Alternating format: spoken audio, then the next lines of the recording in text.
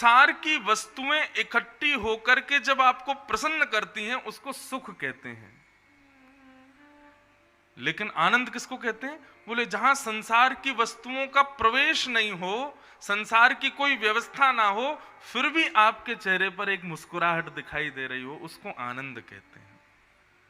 और वो कहां है पता है? केवल कथा में। यहां आप लोग जगह जगह जाते हो, शादियों में जाते होंगे, बड़ी बड़ी पार्टियों में, बड़े बड़े उत्सवों में जाते होंगे, बैठने के लिए बढ़िया सोफा मिलेगा, आपको चाय नाश्ता बीच बीच में पूछा जाएगा, आपको पकौड़े खिलाए जाएंगे, मंगोड़े खिलाए जाएंगे, उसके बाद भी आप थोड़े से खुश हो पाओगे।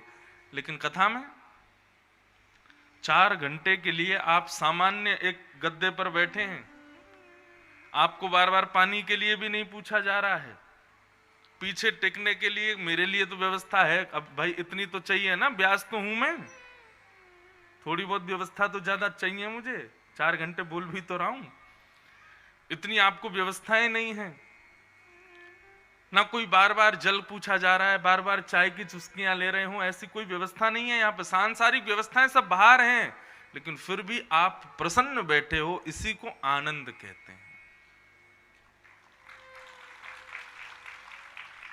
संसार की अधिकतर जितनी भी स्थितियां हैं वो इकट्ठा होकर जब खुशी देती हैं तो उसको सुख कहते हैं। और संसार की स्थितियां सब बाहर हैं, संसार की कोई वस्तु का प्रवेश नहीं है। अरे कथा में बैठे बैठे फोन भी बजता होगा ना तो आप साइलेंट ही कर देते हो, आप उसको दूर ही कर देते हो या फोन बंद करके ही रख देते हो कि कहीं बीच में मुझे कोई डिस्टर्ब ना करे। लेकिन पिक्चर देखने जाओगे या किसी और कार्यक्रम में जाओगे तो फोन डिस्टर्ब नहीं, वहां पे भी नीचे करके बात कर ही लोगे। क्यों? वो सांसारिक क्रिया है, वो सुख दे रही है, परंतु भगवत क्रियाएं जो हैं वो सुख नहीं देती, वो आनंद देती है। आनंदाम बुद्धिवर्धनम प्रतिपदम,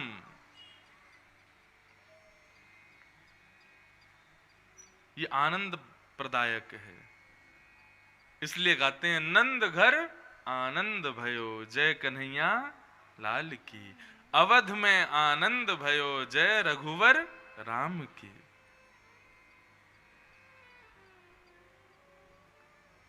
मैं अपनी कथाओं में एक शब्द बहुत प्रयोग करता हूं, इसको याद कर लीजिएगा, उसको कहते हैं देहाभिमान की शून्यता।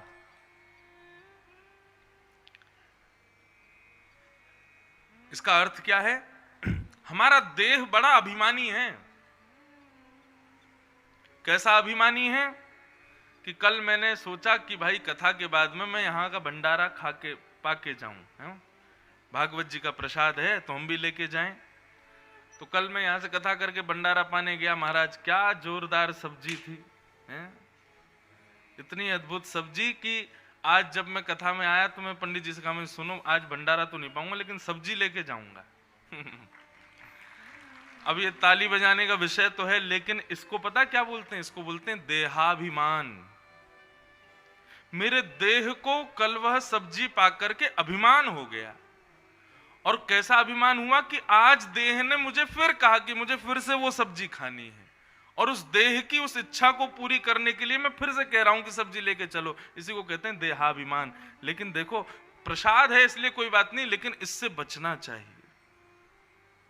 देह हमारा बड़ा अभिमानी है। देह के अभिमान को शून्य करो। और वो कैसे होता है? कपिल देवभूति संवाद हम लोगों ने सुना नहीं था कल, बहुत कम समय था इसलिए जल्दी जल्दी निकल गए। तो वहां पर 8 योग बताए गए हैं, इनको अष्टांग योग कहते हैं। जैसे किसी का शरीर मोटा हो जाता है तो उसको कहा जाता है कि भाई तुम जिम जाया करो, वर्जिश किया करो, सुबह दौड़ भाग किया करो, थोड़ी कसरत किया करो, योग साधना किया करो, तुम्हारा शरीर पतला हो जाएगा। ऐसे ही बंधुओं हमारा मन जब चंचल होता है ना, मन जब विचलित होता है ना, मन बहुत भटकने लगता है, तो मन को एकाग्र करने के लिए श्रीमद् भागवत में अष्टांग 8 योग बताए। ध्यान से सुनिएगा। यम, नियम, आसन, प्राणायाम, प्रत्याहार, ध्यान, धारणा और समाधि, ये 8 योग हैं। ये आपको शरीर से नहीं करने हैं, मन से करने हैं। हमारा मन बड़ा चंचल है। अर्जुन कहता है भगवान कृष्ण से, चंचलम ही मनः कृष्ण। हम चंचल नहीं है, हमारा मन चंचल है। बैठे तो हम कथा में हैं, बैठे तो हम इस पंडाल में हैं, लेकिन मन हमारा ग्वालियर फोर्ट में घूम रहा है। बैठे तो हम यहां पर हैं, लेकिन हमारा मन इंदौर के जौहरी बाजार में घूम रहा है। बैठे तो हम यहां पर हैं, लेकिन दिल्ली के कनॉट प्लेस में एक छोले भटूरे वाला है, उसके याद करके जीभ में पानी आ रहा है। बैठे तो हम यहां पर हैं। अच्छा, एक ना वो मुरैना वाला जो रास्ता है ग्वालियर जाने का, वहां चंबल नदी पार करने के बाद एक देवता का मंदिर पड़ता है। वहां ट्रक बड़े खड़े रहते हैं। संत का, कोई संत की समाधि है जाने कोई है, तो वहां ना वो मिलती है खोआ की एक मिठाई, बड़ी बढ़िया लगती है मुझे। कभी यदि उस रास्ते से मैं जाता हूं तो वो मिठाई जरूर खरीदता हूं। उस बहाने वो जो महाराज जी जिनकी वो समाधि, उनको प्रणाम भी कर लेता हूं। बिल्कुल चंबल नदी का पुल पार करने के बाद ही पड़ता है वो। अब बैठा तो मैं यहां पर हूं, लेकिन मेरा मन वहां चला गया है। कितना चंचल है मन। दुनिया में सबसे द्रुत गति से चलने वाला विमान हम सबके पास है, हमारा मन। हम कहीं भी बैठे हों, मन को हवाई जहाज को पहुंचने में भी समय लगता है। आज हम ग्वालियर से आ रहे थे, इतने बड़े बड़े वो लड़ाकू विमान उतर रहे थे, उनकी गति कितनी तेज होती है, लेकिन फिर भी मन में आता है कि मन से ज्यादा तेज कोई नहीं है। मन बहुत जल्दी भागता है। स्थिति क्या है? मन को एकाग्र करो, शरीर को डुलाओ। लेकिन हम लोगों की स्थिति क्या हो गई है? हम शरीर से एक जगह बैठते हैं, मन को डुलाते हैं, मन को घुमाते हैं। उस मन को एकाग्र कैसे किया जाए, उस मन को एक जगह स्थिर कैसे किया जाए, उसके लिए भगवान कपिल ने 8 प्रकार के योग बताए हैं। करने केवल 5 हैं, यह भी एक अद्भुतता। आपको करने केवल 5 हैं, बचे हुए 3 अपने आप हो जाएंगे। बहुत ध्यान से सुनिएगा। और भगवान कपिल क्या बताते हैं? सबसे पहला यम। माता देवहूति बैठी हैं और भगवान कपिल कहते हैं, मां, मन को यदि एकाग्र करना है तो सबसे पहले यम। यम किसे कहते हैं? अपनी इंद्रियों की इच्छाओं का दमन ही यम है। हमारे पूज्य पिताजी महाराज कथा में गाते हैं, देखना इंद्रियों के न घोड़े भगे, इनमें हरदम जो संयम के कोड़े पड़े, अपने रथ को सुमार्ग लगाते चलो, कृष्ण गोविंद गोपाल गाते चलो। सुख में फूलो मती, दुख में भूलो मती, प्राण जाए मगर नाम भूलो मती, काम की वासना को मिटाते चलो, कृष्ण गोविंद गोपाल गाते चलो। यम किसे कहते हैं? आज आपका मन हो रहा है कि मुझे कड़ी खानी है, लेकिन घर में क्या बना है? घर में करेला बना है। तो उस समय जाके पत्नी से या घर के कार्यकर्ताओं से जाके कहो मत कि कड़ी बनाओ। मन तो हो रहा है कड़ी खाने का, लेकिन उसी समय करेला खा करके अपनी जीभ को कहो कि अब तू चुपचाप करेला ही खा, कड़ी नहीं मिलेगी। इस प्रकार इंद्रियों की इच्छाओं के विपरीत वस्तु उसको देना, इसको यम कहते हैं। कान की इच्छा हो रही है कि मुझे फलाने फलाने संगीतकार को सुनना है, अरे जरा जगजीत सिंह के गाने लगाओ, अरे जरा किसी गायिका के गाने लगाओ, लेकिन उसी समय अपने कानों को कहो, अच्छा तुझे वो गाने सुनने? नहीं, इंद्रेश जी की कथा सुन ले। विपरीत वस्तु उसको प्रदान करो।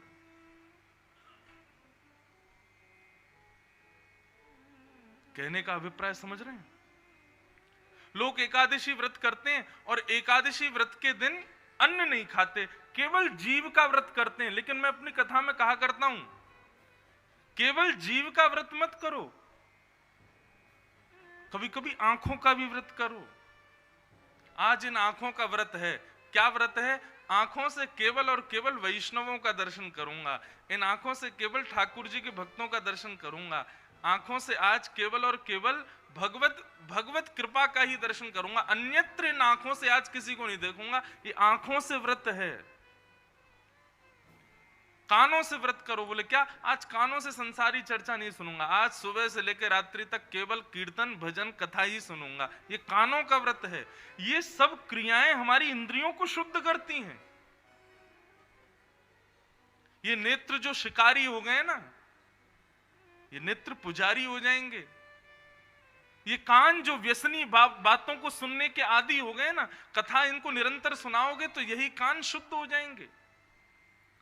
सीधी बात। यम का मतलब क्या है? अपनी इंद्रियों की इच्छाओं के विपरीत वस्तु इंद्रियों को देना, यदि वो सांसारिक इच्छा प्रकट कर रहे हैं तो।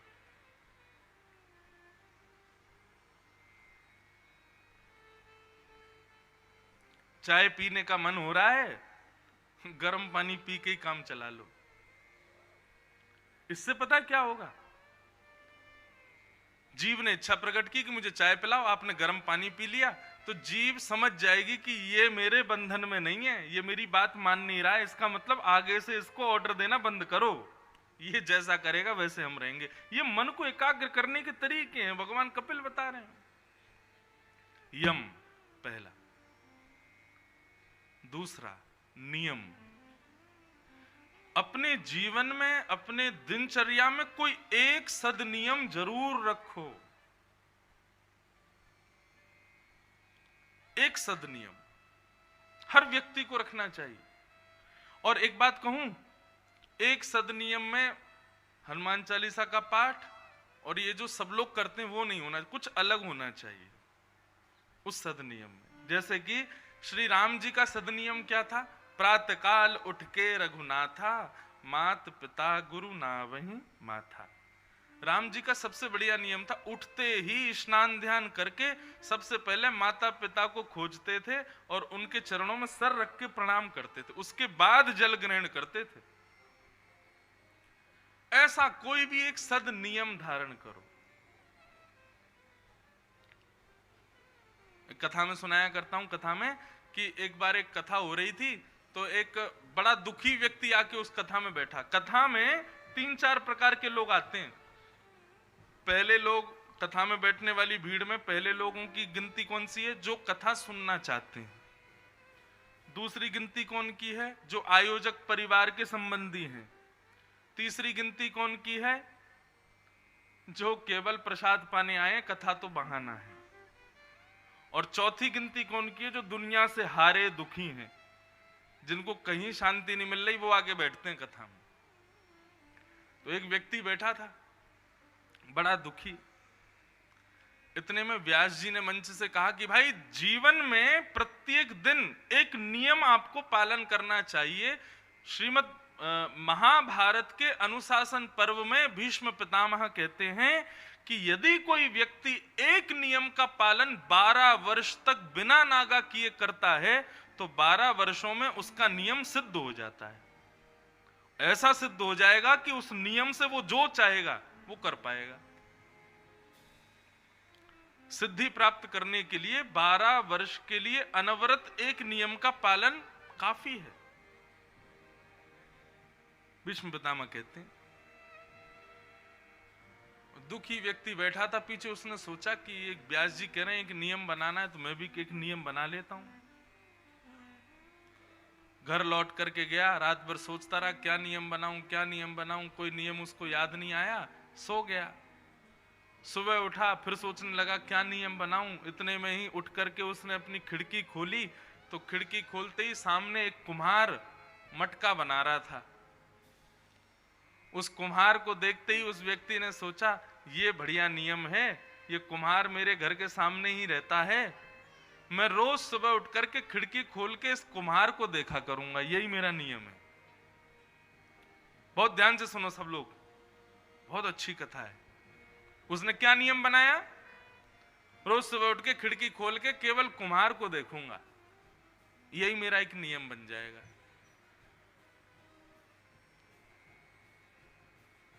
ये नियम बना लिया। अब तो वो नित्य सुबह उठे और उठ करके कुम्हार को देखे, उसके बाद ही पानी पीवे, उसके बाद ही चाय ग्रहण करे। करते करते अनेक दिन बीत गए, उसका यह नियम चल रहा था। एक दिन उसने सुबह उठ करके जैसे ही खिड़की खोली तो सामने कुम्हार को देखने लगा, तो कुम्हार के घर के आंगन में सब सामग्री रखी थी, लेकिन कुम्हार नहीं बैठा था। तुरंत उसने आंख बंद कर ली, बोले अरे मेरा नियम टूट जाएगा, मुझे तो कुम्हार को देखना है, उसको देखे बिना मेरा दिन शुरू नहीं होता। आंखों पर हाथ धर के जैसे तैसे पकड़ पकड़ के पहुंचा घर पे, और वहां जाके बोला कि भैया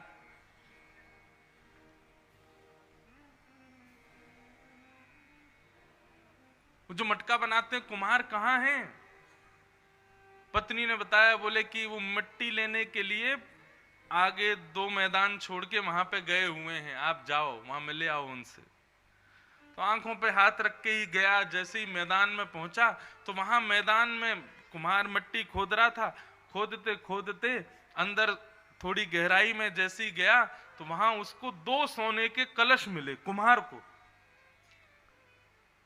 2 सोने के कलश जैसे ही उसने देखे तो देखते ही उसने चारों तरफ देखा, कोई मुझे देख तो नहीं रहा है, इन दोनों को ठिकाने लगा लूं और मैं ले जाके इनको जो है व्यवस्थित कर दूंगा, बस कोई देख ना ले। जैसे ही ये सोच के उसने वो दोनों कलश निकाले, इतने में ही वो व्यक्ति आ गया और उसने आंखों से हाथ हटा, वो देख लिया देख लिया देख लिया, मेरा नियम पूरा मैंने देख लिया। कुम्हार को लगा कि इसने मेरा कलश देख लिया, अब ये पूरे गांव में बता देगा। तो कुम्हार बोला, अरे कोई बात नहीं, चिल्ला मत, इधर आ जा, एक तेरा एक मेरा। वो व्यक्ति बोला, क्या तेरा मेरा? बोले आ जाना, तो चिल्ला क्यों रहा, यहाँ पे।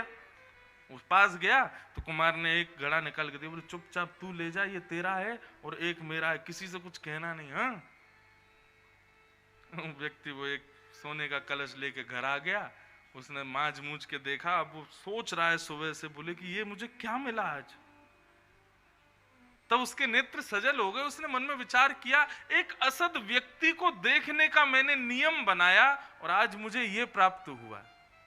यदि मैंने एक सद नियम बनाया होता तो आज शायद रघुनाथ जी मुझे प्राप्त हो गए होते।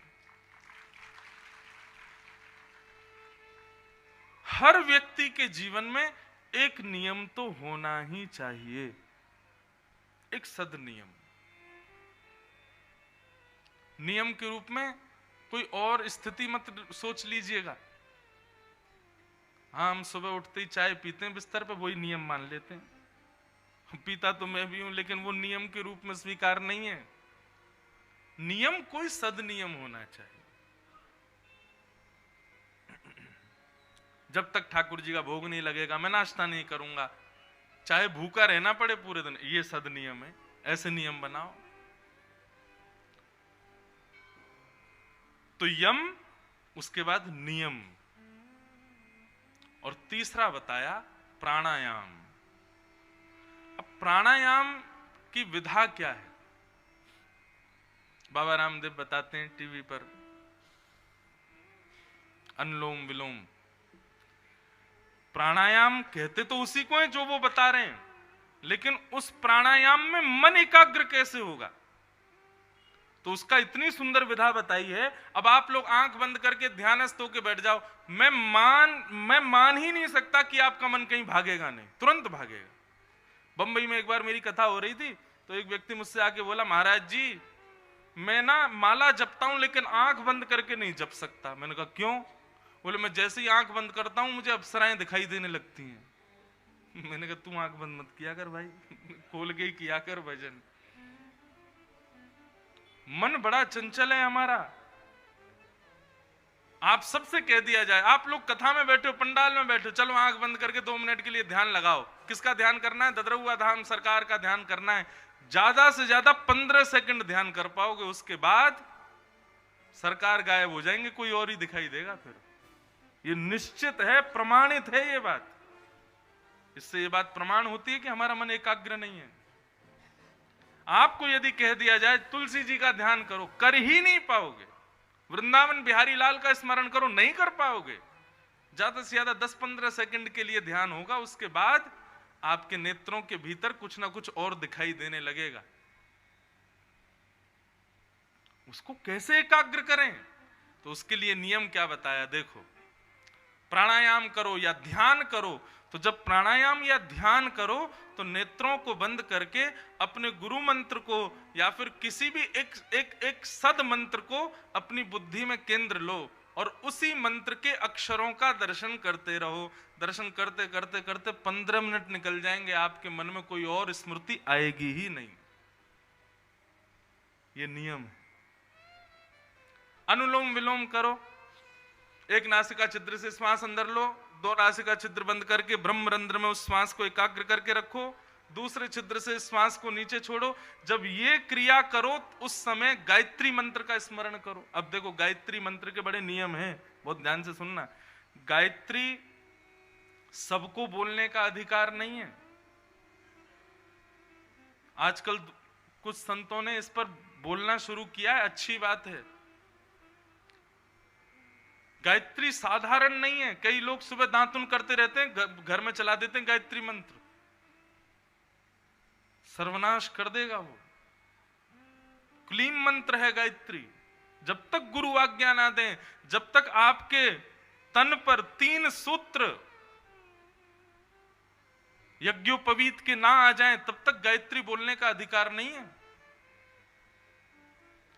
जिनको यज्ञोपवीत हो चुका है, जिनको गुरु आज्ञा मिल गई, वे ही गायत्री बोल सकते हैं। उसके अलावा गायत्री मंत्र बोलना नहीं चाहिए। मनी मन वो आप उसका चिंतन कर सकते हो।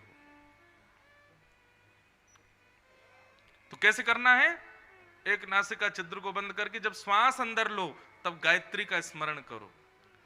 दोनों नासिका छिद्र को बंद करके जो श्वास भीतर लिए वो आपके ब्रह्मरंध्र में पहुंच जाएगी, तब गायत्री का स्मरण करो। दूसरी नासिका छिद्र को छोड़ कर खोल करके वहां से जब श्वास को बाहर छोड़ो तब गायत्री का स्मरण करो। आप ये पूरी क्रिया कम से कम 100 बार कर जाओगे, लेकिन आपका मन कहीं विचलित नहीं हो पाएगा। केंद्र में गुरु मंत्र या फिर एक वैदिक मंत्र का स्मरण करो, आपका मन विचलित नहीं होगा। और आपको देखो कोई और मंत्र आपको लग रहा हो महाराज जी हमें कोई मंत्र नहीं आता, तो एक बहुत सरल मंत्र बता रहे हैं, ओम नमो भगवते वासुदेवाय। बस इससे बड़ा कोई उपाय और हम बता ही नहीं सकते आपको। चाहे प्रहलाद हो, चाहे ध्रुव हो, चाहे मीराबाई हो, चाहे सूरदास हो, सबने इस मंत्र के आश्रय से भगवान को प्राप्त किया। ओम नमो भगवते वासुदेवाय। तो कैसे करना है? श्वास भीतर लो तो ओम नमो भगवते वासुदेवाय मन में सोचो। दोनों नासिका छिद्र को बंद करो, ब्रह्मरंध्र में जब श्वास चली जाए तब ओम नमो भगवते वासुदेवाय करो। श्वास को छोड़ो, पुनः इसको करो। ये क्रिया है मन को एकाग्र करने की। यम, नियम, प्राणायाम, आसन। आसन को जीतो। एक मुद्रा में ज्यादा देर बैठने का प्रयास करो। आपको लगेगा महाराज जी आपको दर्द नहीं होता। क्यों नहीं होता? खूब होता है, लेकिन मन इतना कथा में लगा रहता है कि यहां का दर्द पता ही नहीं चलता। अगर आप कहो कि माइक हटा दे रहे हैं महाराज जी अब बैठ के दिखाओ, 2 घंटे बाद मैं भी आपकी तरह यूं करने लग जाऊंगा। लेकिन मन इतना कथा में लग चुका है कि वहां का दर्द अनुभव नहीं होता। जैसे मिलिट्री में जो लोग काम करते हैं, जो हमारे सिपाही होते हैं, वो लोग क्या करते हैं? मन को डिस्ट्रैक्शन करने की कुछ क्रियाएं करते हैं। ट्रेनिंग चल रही है या कहीं सेना के युद्ध में कहीं गए हैं और उस समय पैर में यदि दर्द हो जाए तो वो दूसरी स्थान पर दर्द ले जाते हैं, दूसरी जगह जबरदस्ती नोचते हैं या वहां पर कोई कांटा वाटा लगाते हैं ताकि हमारा मन वहां के दर्द को भूले। मन बड़ी खिलौना चीज है, इसके साथ खेलना आना चाहिए। आसन को जीतो। एक आसन में ज्यादा देर बैठने का प्रयास करो। यम, नियम, आसन, प्राणायाम 4 हो गए। अब एक चीज और करनी है, बोले प्रत्याहार, आहार की शुद्धि। आहार वही लेना है जो ठाकुर जी को भोग लगता है, उसके अतिरिक्त आहार वैष्णवों को तो चाहिए घर में बहुत शुद्धता से भोजन बना में। ठीक है, प्याज लहसुन आदि आजकल लोग खाते हैं, बाहर खा लीजिए, बाहर कुछ भी करो, लेकिन घर में उसका प्रवेश बंद कर दो, क्योंकि घर में ठाकुर जी बैठे हैं तो ठाकुर जी के लिए वही बनाओ जो ठाकुर जी को भोग लगे। आहार की शुद्धि रखो। आप विचार करेंगे, आहार शुद्ध होते ही आधे से ज्यादा मन एकाग्र हो जाएगा। मन की विचलितता क्यों है, मन इतना चंचल क्यों है? क्योंकि आहार शुद्ध नहीं है हमारा। और एक बात करूं, अगर आपने यम कर लिया तो नियम हो जाएगा, नियम कर लिया तो आसन हो जाएगा, आसन कर लिया तो प्राणायाम हो जाएगा, और ये चारों कर लिए तो आहार भी हो जाएगा। सबकी कड़ियां जुड़ी हुई हैं, यम, नियम, आसन, प्राणायाम, और पांचवा है प्रत्याहार। और मैं आपको दावे से कहता हूं, यदि आपने ये 5 नियम कर लिए, यम, नियम, आसन, प्राणायाम, प्रत्याहार, तो बचे हुए 3 योग जो हैं ये आपको करने नहीं पड़ेंगे, ये आपको अपने आप मिल जाएंगे। क्या हैं 3 योग? ध्यान, धारणा और समाधि।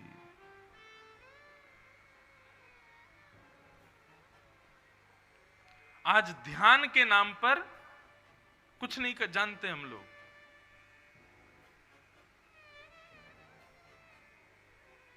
हर स्मृति बिल्कुल नहीं कर पाते हम लोग बिहारी जी दर्शन करके आते हैं, महाराज जी आज तो बड़े आनंद आए, बिहारी जी दर्शन करके आए। मैं कभी बार पूछ लेता हूं, अच्छा बताना बिहारी जी ने माला कैसे रंग की पहनी थी? ये याद नहीं आ रहा। बिहारी जी की पोशाक कैसी थी? ये स्मृति में नहीं आ रहा। अच्छा बताओ बिहारी जी का मुकुट कैसा था? बोले ये याद नहीं आ रहा। तो फिर क्या दर्शन किया आपने? ध्यान प्रबल हो। धारणा, 3 साल पहले बिहारी जी का दर्शन किया था, कैसे श्रृंगार में थे आपका हृदय तुरंत बता दे। और अंतिम योग है समाधि। ये समाधि का नाम केवल हम लोगों ने सुना है, करने की हम कभी चेष्टा कर ही नहीं सकते, लेकिन यदि अष्टांग योग कर लिया तो आप भी समाधि लगा सकते हो। समाधि का मतलब क्या है? देहाभिमान की शून्यता। मतलब फिर आप नेत्र बंद करके ध्यानस्थ बैठोगे, पत्नी बुला रही है, बच्चे शोर मचा रहे, कोई ऊपर आकर के बैठ गया, लेकिन आपके देह को पता नहीं चलेगा कि क्या हो रहा है। आप अपनी चित्त वृत्ति से कहीं और पहुंच जाओगे, उसको समाधि कहते हैं। आज भारत में कई ऐसे योगी हैं, कई ऐसे ध्यानी हैं, एक स्थान पर बैठते हैं, श्वास चल रही है, बिल्कुल अचेत उनका शरीर वहां पर रखा है, लेकिन मनोवृत्ति से वो वहां नहीं है।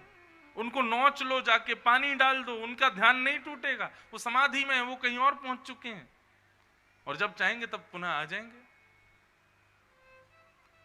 हमारे वृंदावन के बिहारी लाल जी को जिन्होंने प्रकट किया, श्री वृंदावन बिहारी लाल जी को, ऐसे स्वामी श्री हरिदास जी महाराज, तानसेन के गुरु जी,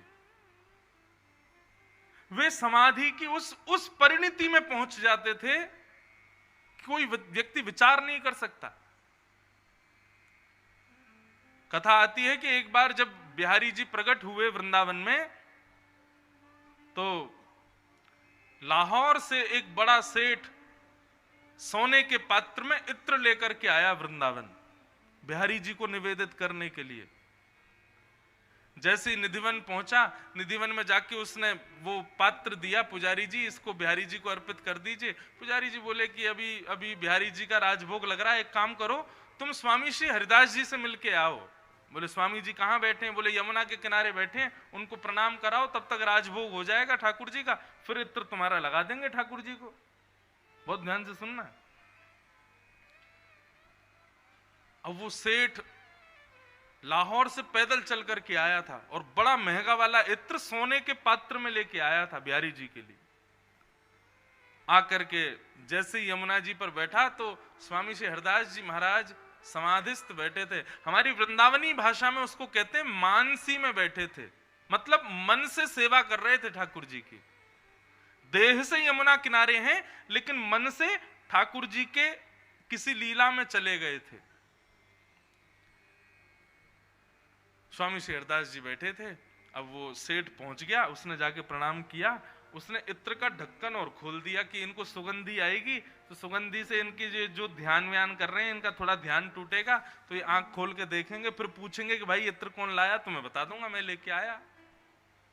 इत्र का ढक्कन खोल करके रख दिया। स्वामी श्री हरदास जी महाराज बैठे थे। थोड़ी देर में पता नहीं क्या हुआ, स्वामी जी ने ऐसे अपने चारों तरफ रेत को रगड़ना शुरू किया और इतने में ही वो इत्र की शीशी जो रखी थी बड़ी सी, वो हाथ में पड़ गई और स्वामी श्री हरदास जी ने उस इत्र की शीशी को उठा करके यमुना जी में फेंक दिया। इत्र सहित सोने के पात्र को यमुना जी में विसर्जित कर दिया। सेठ देखता रह गया, बोले ये क्या हुआ, इतना महंगा इत्र सोने के पात्र में लेकर के आया, बिहारी जी को अभी तक चढ़ा नहीं और ये बाबा के सामने मैंने गलती से धर दिया, इन्होंने तो उठा के जमुना जी में ही फेंक दिया। उसके मन में अविश्वास आ गया। बोले आज के बाद वृंदावन नहीं आऊंगा, आज के बाद ये बिहारी जी के बेमतलब में अपना व्यापार छोड़ के आया, यहाँ तो ये सब बाबा मोड़ा रहते हैं, उल्टे सीधे काम करते हैं, और मेरा बताओ इत्र फेंक दिया। इतने में ही स्वामी जी के नेत्र खुले, प्रसन्नता में बैठे थे। उस सेठ को देखा, सेठ को आशीर्वाद दिया और कहा जाओ बिहारी जी के दर्शन कर लो, भोग पूरा हो गया। उसने भी सोचा हाँ अब इतनी दूर आया हूं तो बिहारी जी को प्रणाम करके चला जाऊंगा वापस लाहौर। जैसे ही निधिवन राज में उसने प्रवेश किया तो निधिवन में जितने वृक्ष थे उन वृक्ष के पत्तों पर उसी इत्र की बूंद टपक रही थी। और जब कुंज में जाकर के देखा तो श्री वृंदावन बिहारी लाल के मुकुट से लेकर के चरणों तक इत्र की सुगंध से सुगंधित इत्र उनकी ठोड़ी से चुचा रहा था, मानो उसी इत्र से स्नान किया हो बिहारी जी ने।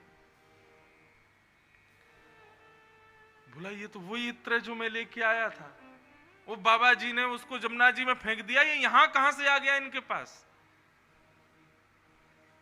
बुद्धि काम नहीं कर रही है। दौड़ करके स्वामी हरदास जी के पास गए, चरणों में जाकर के रोने लगा। बोले महाराज ये क्या हुआ अभी मेरे साथ, मैं समझ नहीं पा रहा हूं। आपने इत्र की शीशी यमुना में फेंकी, वो बिहारी जी को कैसे प्राप्त हुई, पूरी निधिवन में उसका छिड़काव कैसे हुआ।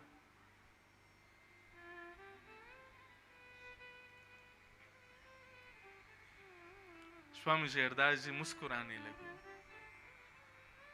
और बार बार उस सेठ के सिर पर हाथ फेरने लगे। बहुत सावधानी से सुनो। और फिर स्वामी जी ने बताया, बोले अरे मैं देहते तो यहीं बैठो यमुना जी पे, लेकिन मन से श्यामा श्याम होली खेल रहे मैं वहां चलो गयो।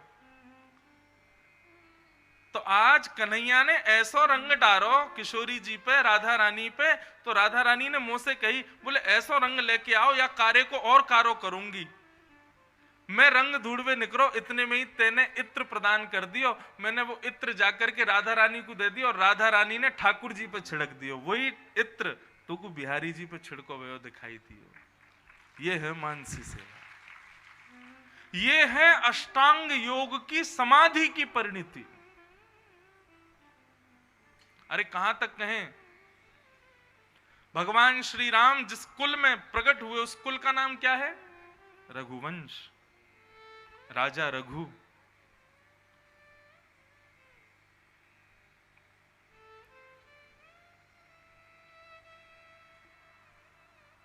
जब रावण नया नया राजा बना था ना लंका का,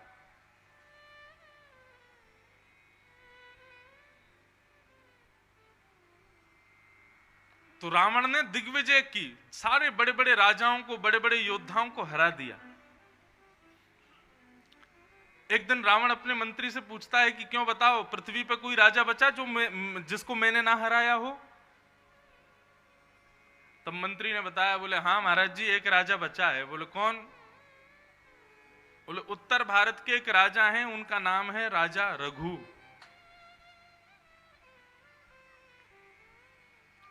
रावण बोले तो फिर तैयारी करो, उन पर युद्ध की चढ़ाई करो, उनसे युद्ध करना है मुझको। मंत्री ने कहा, बोले देखिए महाराज जी, मैं आपके सामने ज्यादा तो कुछ कह नहीं सकता हूं, लेकिन आपसे प्रार्थना करूंगा कि रघु से कभी युद्ध करने का मन मत बनाइएगा। रावण बोला क्यों? बोले कि उनके बल की पराकाष्ठा अद्भुत है, उनसे युद्ध मत कीजिएगा आप। बहुत ध्यान से सुनिए बंधु, अद्भुत कथा है ये भी।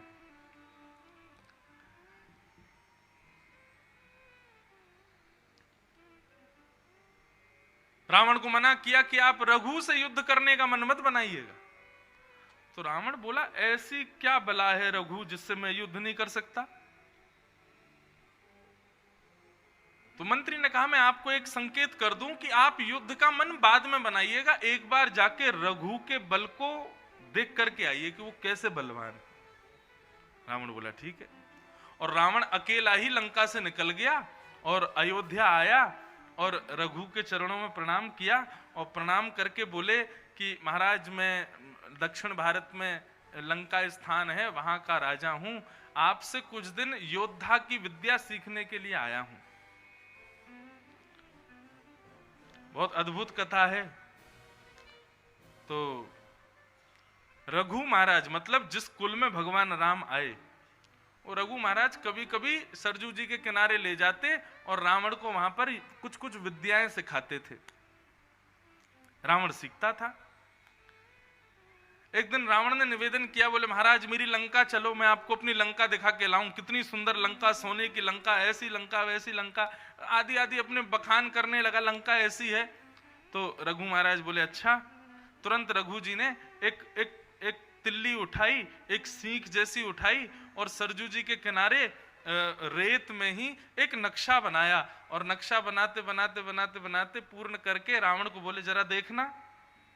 रावण ने जैसे ही देखा बोले कि ये तो मेरी लंका का नक्शा है, आपको कैसे पता? रघु बोले बैठो। और फिर उन्होंने उंगली रख रख के बताया, यहाँ पे तुम सोते हो, यहाँ पे तुम खाते हो, यहाँ तुम्हारी पत्नी रहती है, यहाँ तुम्हारा भाई कुंभकर्ण सोता है, यहाँ पर तुम्हारा भाई विभीषण रहता है, यहाँ पर ये पूरी लंका का डायग्राम और लंका में इस समय क्या हो रहा है सब कुछ रघु महाराज ने रावण को बैठे बैठे दिखा दिया। रावण बोला ये विद्या मुझे सिखाइए। रघु बोले कि अब तुम ज्यादा जिद मत करो, ये सब करने के लिए बहुत बहुत पराक्रम होना चाहिए।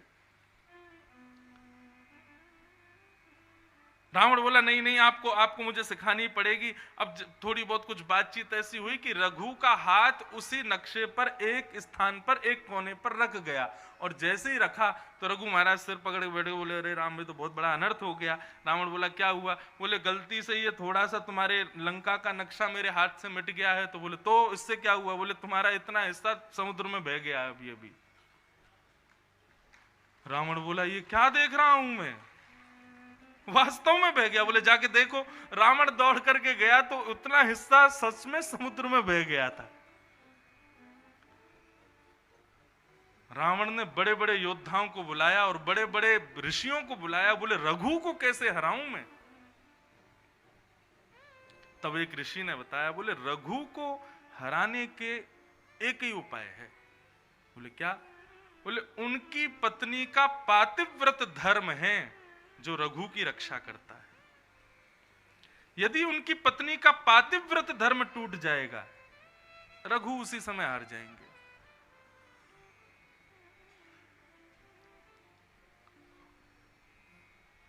रावण बोला पातिव्रत धर्म कैसे टूटे?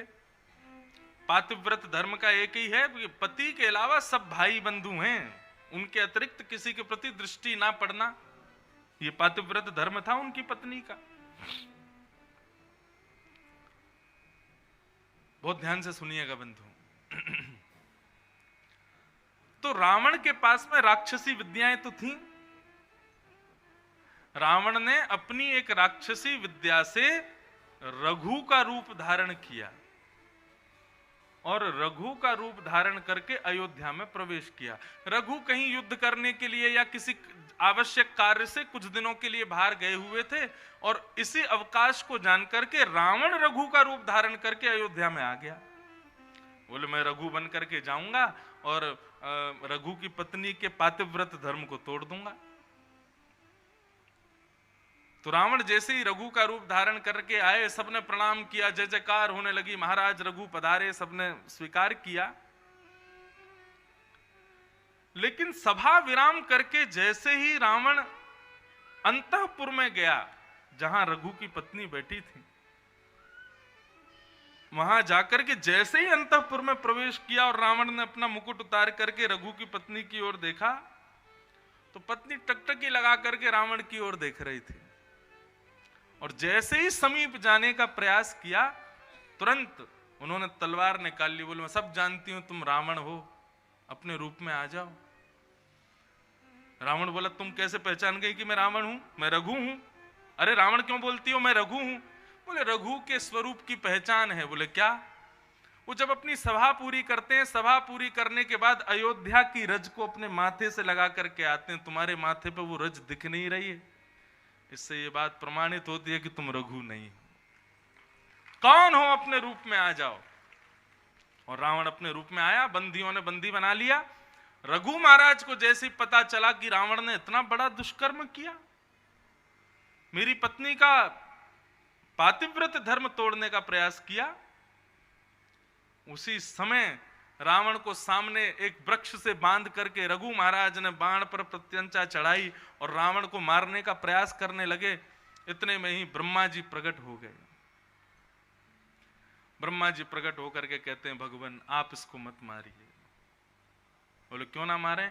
बोले कि अब पूरी कथा बताई। बोले जय विजय ही रावण और कुंभकर्ण के रूप में आए हैं और ये इनको मारने का अधिकार केवल और केवल भगवान राम का है, लेकिन आपके इस पराक्रम को देख करके भगवान ने अभी अभी सुनिश्चित किया है कि वे आपके ही वंश में राम बन करके आएंगे। और ये जो बाण आपने अभी धनुष पर चढ़ा रखा है, इस बाण को मुझे दे दीजिए, यही बाण सतयुग में राम जी चलाएंगे, इसी से ये मरेगा। तो वो बाण लेकर के ब्रह्मा जी चले गए और रावण को उस समय मुक्त कर दिया गया। फिर कहते हैं रावण ने इतनी तपस्या की, तपस्या करके ब्रह्मा जी को प्रसन्न किया। ब्रह्मा जी ने कहा वरदान मांगो। तो रावण ने कहा मेरी मृत्यु का बाण आपके पास रखा है, वो बाण मुझको दे दो। ब्रह्मा जी बोले अब जो मांगेगा सो देना तो पड़ेगा। तो रावण को वो बाण दे दिया और रावण ने वो बाण मंदोदरी को दे दिया। मंदोदरी के कक्ष में एक खंबे में उसको चिनवा दिया और मंदोदरी को कहा कि मेरे प्राण तुम्हारे कक्ष के इस खंबे में विद्यमान हैं, दुनिया की कोई ताकत मुझे नहीं मार सकती, केवल इसमें एक बाण रखा वो ही मुझे मारेगा। तो इसलिए तुम्हारा पति मैं भले जरूर हूं, लेकिन मेरे प्राण इसमें है, तो तुम रोज इसकी पूजा किया करो। तो मंदोदरी उसी खंबे की पूजा करती थी। जब राम रावण युद्ध हुआ, अनेक बाण मारे राम जी ने, लेकिन जब रावण का वध नहीं हुआ, तब विभीषण ने आकर के कहा कि महाराज जी ऐसे नहीं मरेगा। तब पूरी कथा बताई। बोले आप जिस वंश में आए हैं, उन्हीं महाराज रघु ने एक बार इसको मारने के लिए बाण चढ़ाया था, उसी बाण को ब्रह्मा जी लेकर के चले गए थे। तपस्या करके भैया ने वही बाण उनसे मांग करके मंदोदरी को दे दिया है। मंदोदरी के कक्ष में वो बाण है, जब तक वो नहीं आएगा तब तक ये नहीं मरेंगे। राम जी बोले कैसे होगा फिर यह काम? हनुमान जी बोले मुझे आज्ञा दीजिए, मैं अभी लेके आता हूं। तो हनुमान जी ने एक छोटे से बौने ब्राह्मण का रूप धारण किया, बटुक ब्राह्मण का, और ब्राह्मण का रूप धारण करके मंदोदरी के यहां पहुंच गए और मंदोदरी के यहां जाकर के रावण का गुणगान गाने लगे। मंदोदरी रो रही थी। हनुमान जी बोले रो क्यों रही हो? अरे मेरे पति के इतने सर काट दिए, ये राम जो है बाण पे बाण मारे जा रहा है, मेरे पति के प्राण लिए जा रहा है।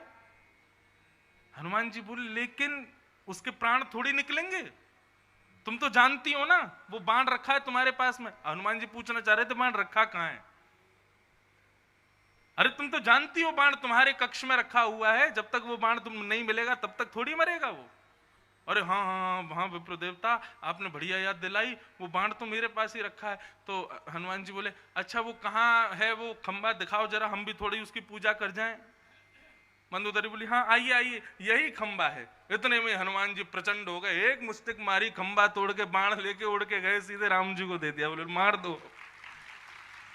और उसी बाण का संधान करके रावण का वध कर दिया। तो ये मैं किस स्थिति में ये कथा सुना रहा था? समाधि। रघु महाराज की समाधि कैसी थी? रघु महाराज की ध्यान कैसा था कि वो बैठते थे अयोध्या में और वहां चाह करके यदि लंका का नक्शा बना के एक हाथ फेर देते ना तो लंका वहीं डूब जाती। ऐसी समाधि, ऐसी ध्यान रघु महाराज का था।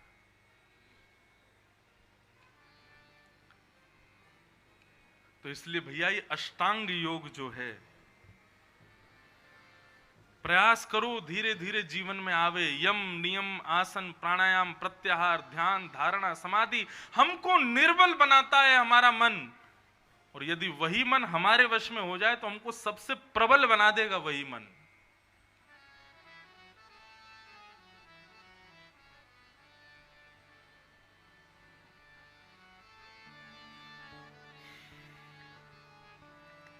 तो इस प्रकार अब चर्चा तो होनी थी कृष्ण कथा की, कहां पहुंच गए पता नहीं। घूम घाम के आए, बढ़िया राम कथा भी हो गई, सब हो गए, सबको प्रणाम करके आइए अपने प्रसंग में प्रवेश करते हैं। तो कहने का अभिप्राय, ब्रजमंडल में आनंद हुआ, नंद घर आनंद भयो, जय कन्हैया लाल की।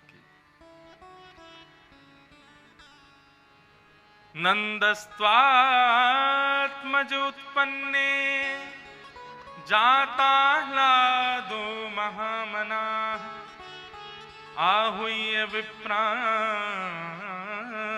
वेदज्ञान् स्नातः सुचिरलंकृत। नंद बाबा के यहाँ आत्मज उत्पन्न हुआ। सारा ब्रजमंडल आनंद करने लगा, सब नाचने लगे, गाने लगे। अवाद्यंत विचित्राणी वादित्राणी महोत्सवे, ऐसा उत्सव हुआ पूरे ब्रजमंडल में कि महाराज वाद्य तो बजी रहे हैं, लेकिन वाद्य बजते बजते वाद्य भी एक दिन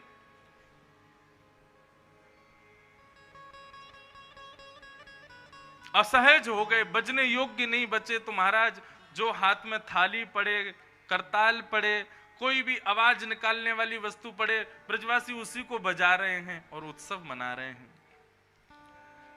पूरे ब्रजमंडल में उत्सव मन रहा था, लेकिन इतने में ही महाराज कंस ने राक्षसों की पूरी सेना बुलाई और सेना बुला करके कहा कि भैया मेरे शत्रु कृष्ण ने कहीं जन्म लिया है, उसको ढूंढो। तब राक्षसों की सेना में पूतना ने महाराज कंस को आश्वासन दिया कि आप ये कार्य मुझे दीजिए, मैं जाकर के आपके शत्रु को ढूंढ करके लाऊंगी। और पूतना भगवान के शत्रु, पूतना कंस के शत्रु को खोजने के लिए निकली है। अब बहुत ध्यान से सुनिए सब लोग, बहुत सावधानी से सुनो।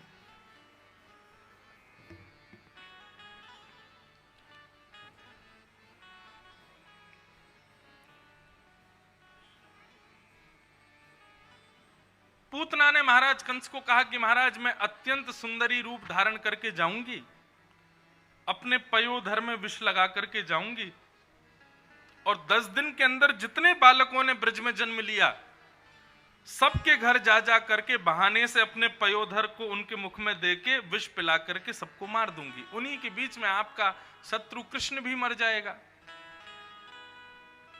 और अत्यंत सुंदरी बनकर के, अत्यंत लुभाना रूप धारण करके पूतना पयोधर में विष लगा करके घर घर जाती है, बालकों को धोखे से अपना पयोधर पिला करके और उनकी मृत्यु कर देती है।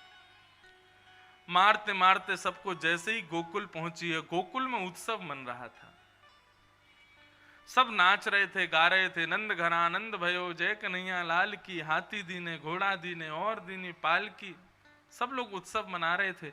इतने में ही पूतना वहां पहुंच गई। और जैसे ही पूतना पहुंची, पूतना की रूप माधुरी को देख करके, पूतना की चाल चलन को देख करके, पूतना के नेत्रों के आव भाव को देख करके सारे ब्रजवासी उसके रूप पर मोहित होने लगे। बहुत ध्यान से सुनिएगा, ये विषय तो आप लोगों को जबरदस्ती सुनना ही पड़ेगा। क्योंकि पिछले 6 दिनों में इस चीज की थोड़ी सी कमी रही है, पूतना विषय की। अब ध्यान से सुनना। पूतना कौन है? अविद्या। अविद्या मतलब, अविद्या किसको कहते हैं?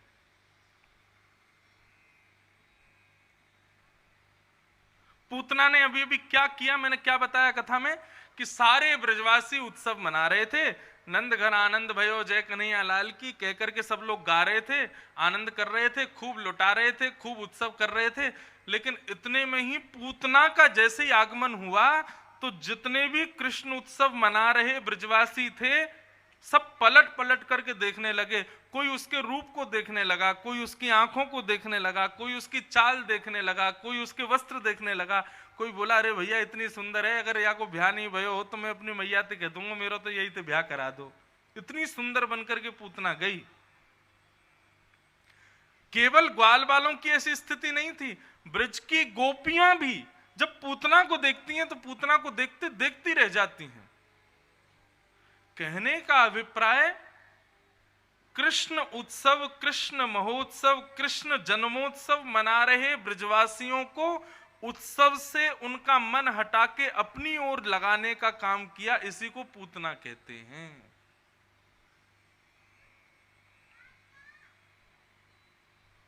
अविद्या।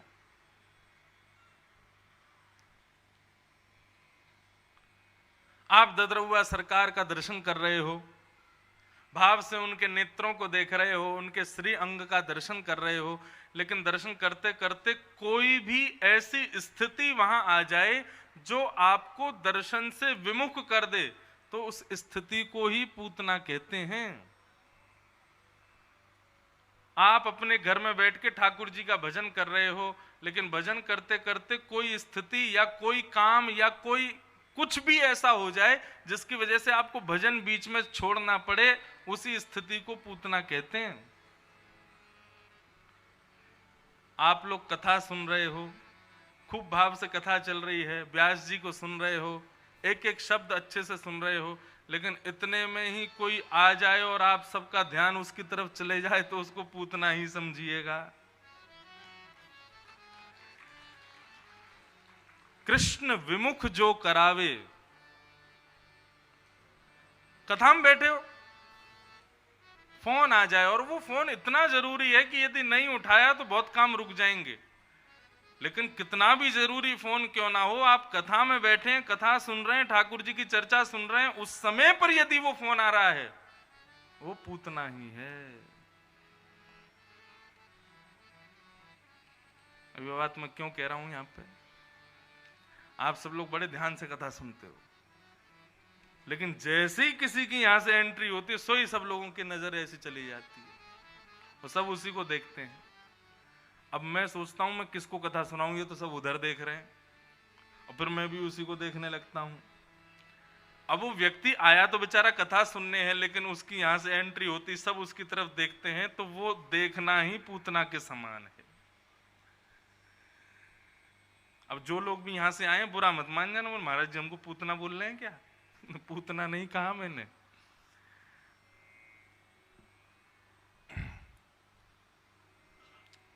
कहने का केवल एक ही अभिप्राय है, जो बात, जो क्रिया, जो स्थिति, जो व्यवस्था आपको कथा से एक क्षण के लिए भी विमुख करे वो पूतना है।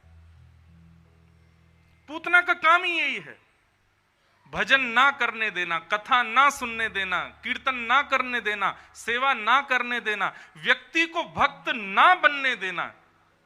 उसके लिए पूतना कितनी भी जरूरी से जरूरी काम के रूप में आपके पास आ सकती है। इसलिए हमारे शास्त्र आज्ञा करते हैं, सतम विहाय भोक्तव्यम सहस्त्रम स्नानमाचरेत, लक्षम विहाय दातव्यम कोटिम तक्त्वा हरिम भजेत। 100 काम छोड़ करके भोजन करना चाहिए। यदि भोजन करते समय 100 काम आ जाएं तो उनको छोड़ो, पहले भोजन करो। सहस्त्रम स्नानमाचरेत, 1000 काम छोड़ के स्नान करना चाहिए। स्नान करते समय यदि 1000 काम में सबको छोड़ो, पहले नहाओ। लक्षम विहाय दातव्यम, दान करने का समय है और उस समय लाख काम भी आमे तो सबको छोड़ो, पहले दान करो। और कोटिम तक्त्वा हरिम भजेत, हरि की कथा सुनने का समय है, हरि की भजन करने का समय है, और उस समय यदि 1 करोड़ काम भी आए तो उनको छोड़ो, पहले कथा सुनो। आज हमारे एसडीएम साहब इतनी बढ़िया बात बता रहे थे कथा से पहले।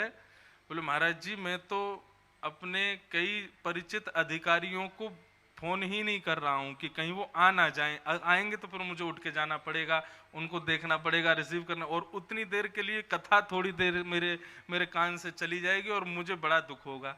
वो बता रहे थे कल मुझे वो बनाया वसुदेव जी, तो मेरे को कथा की आवाज नहीं आ रही थी, तो मुझे इतना विचलित हो रहा था कि भाई मैंने ये क्यों बन रहा हूं, क्यों कथा से विमुख। यही तो है, ऐसा श्रोता होना चाहिए। मैं अपनी कथाओं में कोई झांकी नहीं बनवाता, किसी भी प्रकार की कोई क्रिया नहीं, स्वच्छंद कथा सुनो बस, क्योंकि उसी के लिए हम और आप इकट्ठे हुए हैं। बाकी के सारे आडंबर क्यों करवाने हैं, कथा ही मुख्य होनी चाहिए। अब यहां पर अभी कोई झांकी बन करके आ जाए, आप में से कोई कथा नहीं सुनेगा, सब उसको देखेंगे। भले ही वो झांकी के रूप में बामन बन के आया है, भले ही झांकी के रूप में वो प्रहलाद बन के आया, लेकिन मेरे लिए उस समय पूतना ही है। क्यों? क्योंकि सबके मन को अपनी ओर आकृष्ट कर रहा है। कई बार बड़ी बड़ी जगह कथा होती है तो कहें महाराज जी हमारी कथा में राजनेता आएंगे, वो आएंगे, तो मैं कह देता हूं मैं सुनो, उनको समय दे देना। कितने बजे से कथा है? बोले 3 से 7। मैंने कहा उनके कहना 2:45 आ जाएं, शुरुआत में कथा में आ जाएं, आके भागवत जी को प्रणाम करके फिर वो 10 मिनट बैठ के चले जाएं, हम अपनी कथा करते रहेंगे। कथा के बीच में 5 बजे यदि वो आए, सारी जनता उठ गई उनको देखने के लिए, प्रणाम करने के लिए, बोए बोए बोए बोए उनके सायरन बज रहे हैं, पुलिस वाले आगे पीछे भाग रहे हैं, मैंने कि कथा के बीच में विघ्न बन के आएंगे। अब भले ही वो उस समय मुख्यमंत्री हों, लेकिन मेरे लिए पूतना है, क्योंकि विघ्न के रूप में कथा में आए।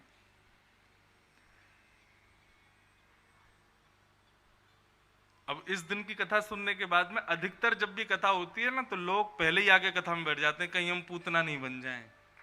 क्यों? बीच में आएंगे तो फिर सबका ध्यान हमारी तरफ जाएगा।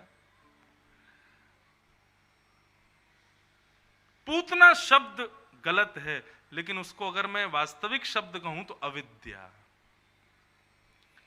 भगवत विमुख जो करावे। अरे आप किसी और की कथा सुन रहे हो, बीच में मैं आ जाऊं तो मैं भी पूतना ही हूं। इसलिए मैं कहीं कथा में जाता हूं, अभी खनेता गया था कथा में, वहां पे उत्सव चल रहा था, खूब मना किया मैंने आयोजकों से, मैंने कहा कथा में मत लेके चलो, उनकी कथा चल रही है, बीच की कथा है, मैं जाऊंगा सबका ध्यान जाएगा। इससे बढ़िया तो यह है धीरे से झुक करके आओ, कोने में ही बैठ जाओ, किसी को पता ही नहीं चले कि आप आए हो कथा में, और चुपचाप वहां से कथा सुनते रहो। जैसे दिखे कि कोई भजन आ गया, कीर्तन आ गया, अब थोड़ा सब लोगों का ध्यान इधर उधर, तो उठ के मंच पे चले जाओ, प्रणाम कर दो यार, कहीं भी बैठ जाओ। ऐसा स्वभाव होना चाहिए। आपको पता है कथा में विघ्न केवल आप लोग सुन रहे हैं, आप लोग नहीं सुन पाते किसी के आने से, ऐसा नहीं है। यहां पर ध्रुव भी बैठे हैं, प्रहलाद भी बैठे हैं, हनुमान जी भी बैठे हैं, गरुण जी भी बैठे हैं। जब कथा होती है 33 कोटि देवता एक क्षण के लिए ही सही आते जरूर हैं कथा सुनने के लिए, और उसी क्षण में यदि कोई आ जाता है व्यवधान बन के और उनको कथा नहीं मिल पाती तो वो भी नाराज होकर चले जाते हैं। बोले बताओ हम तो कथा सुनने आए थे, लेकिन यहाँ तो कुछ और ही चल रहा है, यहाँ तो कोई आ गया, वरिष्ठ आ गया, उसके स्वागत के लिए कथा रोक दी इन्होंने। इसलिए कथा के बीच में कोई विघ्न नहीं होना चाहिए, स्वच्छंद कथा होनी चाहिए। कोई व्यक्ति भी आवे तो सामान्य धीरे से झुक के आया, कोने में ही बैठ गया, कथा सुनने लगा, उससे उसकी भी खूबसूरती लगती। देखो कितना बढ़िया आदमी, इतने बड़े पद पर है लेकिन चुपचाप आके बैठ गया है कि कोई विघ्न ना हो। क्योंकि हरि स्मृति में विघ्न ये अविद्या है।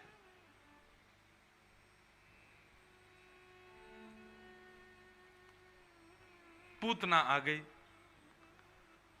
और जिस कृष्ण उत्सव को 6 दिन से अनवरत ब्रजवासी कर रहे थे, पूतना की रूप माधुरी को देख करके सब मोहित हो गए। अरे कितनी सुंदर, अरे इसकी आंखें तो देखो, इसकी चाल तो देखो, अरे इसकी बोली तो देखो, इसकी मुस्कुराहट तो देखो, सब उसके रूप पर मोहित हो गए। यही है पूतना का मतलब। जो कृष्ण भक्ति से हमको हटाए, वो पूतना। जैसे पूतना आगे गई, नंद भवन में पहुंची, तो नंद भवन में यशोदा मैया ने जैसी पूतना को देखा, इतनी सुंदरी को देख करके, पूतना के रूप को देख करके यशोदा मैया भी कहने लगी, अरे विधाता, या तो इतनी सुंदर कन्या कछु साल बाद जन्म ले लेती, या मेरो लाला कछु साल पहले जन्म ले लेते तो इन दोनों को ब्याह करा देती। इतनी सुंदर। लेकिन अब स्थिति देखो, पूतना भीतर गई, यशोदा मैया से बात हुई, रूप बदल करके आई थी। अच्छा, मानव का एक स्वभाव होता है, मैंने पहले दिन ही कथा में कहा था, शायद दूसरे दिन कहा था, कि हम लोग सामने वाले व्यक्ति से संबंध उसके प्रभाव को देख करके बनाते हैं। और मानव का स्वभाव होता है, अगर सामने वाले व्यक्ति ने अच्छे कपड़े पहने हैं, सुंदर दिखता है, तो हम फिर और चीजों पे नजरअंदाज कर देते हैं। अच्छे कपड़े पहने, सुंदर है, तो इसका मतलब ये विश्वास का पात्र है। और यही हम गलती करते हैं। यशोदा मैया ने सोचा कि इतनी सुंदर है, इतने सुंदर वस्त्र पहन के आई है, विश्वास के योग्य है, और अपनो लाला यशोदा मैया ने उसकी गोद में दे दिया। और कुछ कार्यों से पूर्ण करने के लिए यशोदा मैया वहां से चली गई। अब स्थिति क्या हुई, जिसके रूप पर सब मोहित हो गए थे, जिसके रूप को देख करके लोग भजन करना भूल गए, कीर्तन करना भूल गए, उत्सव मनाना भूल गए, वो ब्रजवासी सब उसके रूप पर मोहित हो गए। उसने जब ठाकुर जी को गोद में लिया, तो 6 दिन के ठाकुर जी ने अपनी आंखें बंद कर ली, अपनी आंखों पे हाथ धर लिया। अब रसिकाचार्य बताते हैं क्यों किया। भगवान ने रावण को देखा, कुंभकर्ण को देखा, कंस को देखा, ताड़का को देखा, लेकिन ये इतनी अभागा पूतना, इसको भगवान ने देखा ही नहीं। क्यों नहीं देख रहे, आंख बंद क्यों की? तब भगवान ने ये संकेत किया कि जो मेरे भक्तों को मेरी कथा भजन भक्ति से विमुख कराता है, उसको मैं कभी नहीं देखता। वो कितना भी सुंदर बन के आया हो, उसका रूप कितना भी अच्छा हो, उसके वस्त्र कितने भी अच्छे हों, उसका स्वभाव स्वरूप सब कितना भी अच्छा हो, लेकिन वो मेरे भक्तों की भक्ति में विघ्न बना है, इसलिए मैं उसको देखूंगा नहीं। कितना बड़ा विविधान है किसी भक्त की कथा में विविधान बन के आना। भगवान देखेंगे ही नहीं आपको। इसलिए भैया, कहीं हम पूतना तो नहीं है, इसका विचार करना है।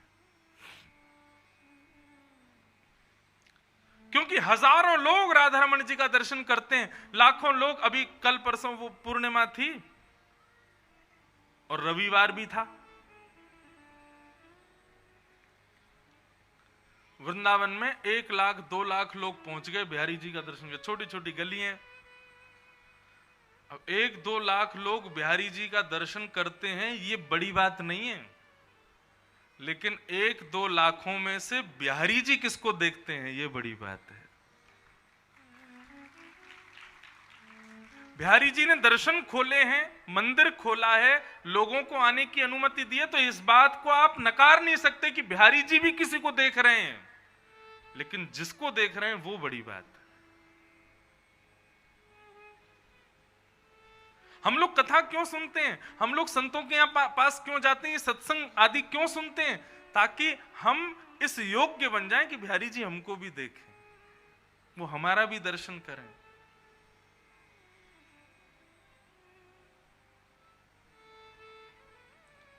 हमसे पूछो, हम बिहारी जी दर्शन करने कम जाते हैं, इसलिए जाते हैं कि इन हजारों में बिहारी जी शायद मुझे देख लें, शायद हमको भी देख लें, और बिहारी जी हमको देखें। उसके लिए तो ये कथा हम सुनते हैं, स्वयं को सुधारने का प्रयास करते हैं, संत जनों के ऋषि जनों की वाणियों का पालन करते हैं, ताकि हम ऐसे बन जाएं कि बिहारी जी हमको भी देखें। पूतना का कितना बड़ा अभाग्य, सुंदरता में कोई कमी नहीं, रूप के लावण्य में कोई कमी नहीं, वस्त्रों में कोई कमी नहीं, लेकिन ऐसा सौंदर्य, ऐसे वस्त्र, ऐसा लावण्य किस काम का, जहां ठाकुर जी तुमको नहीं देख रहे। भगवान ने पूतना को नहीं देखा। इसलिए भैया सबसे प्रार्थना, कभी भी किसी के भक्त की भक्ति में विघ्न मत बनना। यदि विघ्न बने, ठाकुर जी फिर आपको देखेंगे नहीं, आपका त्याग कर देंगे। और इससे बड़ा, इससे बुरा हमारे लिए कुछ नहीं हो सकता कि ठाकुर जी अपनी नजरों में हमको गिरा लें। क्योंकि मैं देखता हूं कई युवा आते हैं कथा में, देखो या तो युवा आएंगे नहीं कथा में, और यदि युवा कथा में आते हैं तो बुजुर्ग तो क्या भक्ति करेंगे, युवा ऐसी भक्ति करते हैं कि घर वाले उनके परेशान होकर, महाराज जी क्या कर दिया आपने, ये तो बिल्कुल ही वैसा हो गया है, ऐसा हो गया है। अरे तुमको क्यों दिक्कत हो रही है? कहीं कहीं माता पिता परेशान है कि हमारे बच्चे बिल्कुल भक्ति नहीं करते, और कहीं कहीं इसलिए परेशान है कि बहुत ज्यादा ही करते हैं।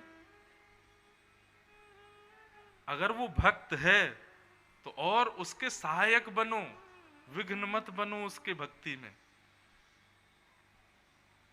क्योंकि विघ्न ही पूतना है, भक्ति का विघ्न पूतना है।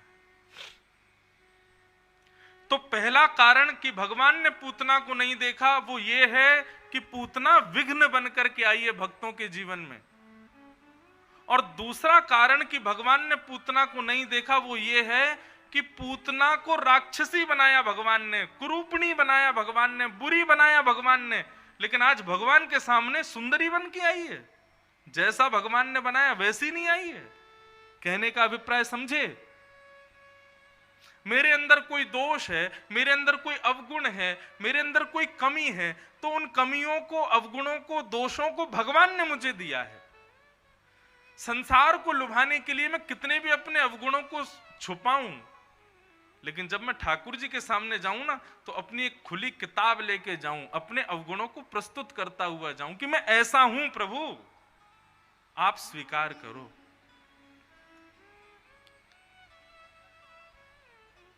संसार मेरे प्रति रीझ जाए, सब मेरे को देख के आनंदित हो जाएं, इसके लिए हम लोग क्या करते हैं, अपने अवगुणों को छुपाते हैं, उनके ऊपर परत लगा लेते हैं कि कहीं मेरी कमी ना दिख जाए, मेरी कोई गलती ना दिख जाए, मेरे अंदर के कोई अवगुण ना इसको दिखाई दे जाए। ये स्थिति संसार के लिए रखो, लेकिन जब ठाकुर जी के सामने जाओ ना, अपने अवगुण, अपनी कमियां, अपने तुम जैसे हो वैसे प्रस्तुत हो जाओ।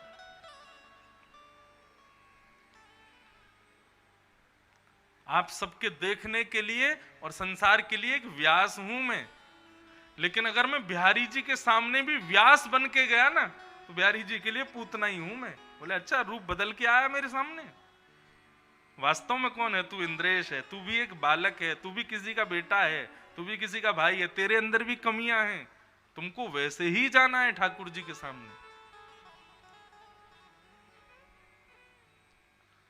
तो पूतना को ना देखने के बहुत सारे कारण, लेकिन मुझे ये दो कारण प्रिय लगते हैं। पहला, पूतना को भगवान ने इसलिए नहीं देखा क्योंकि वो विघ्न बन के आई है भक्तों के जीवन में। और दूसरा कारण कि भगवान ने पूतना को नहीं देखा वो इसलिए क्योंकि जैसी है वैसी नहीं गई है, रूप बदल करके गई है।